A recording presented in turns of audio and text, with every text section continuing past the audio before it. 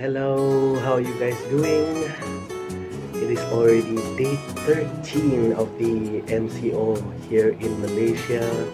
I am really blessed to have my mom around at this time. And we come up with this recipe together. Here you go. Mee Goreng, stay at home. I hope you enjoy. All the ingredients will be listed down below. Make sure you soften your noodles in boiling water. Pour and heat oil in a big wok. Make sure it's heated. Only then add your potatoes until fried. Add in your Ikan Bilis, onions and garlic. Then fry and add in cabbage. Make sure it's stir fried until well done. Only then put in Mee Goreng.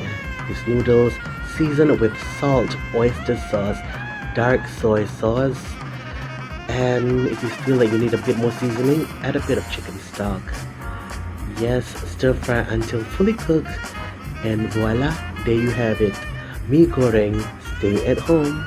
Enjoy! Thank you, Mom, for letting me do this.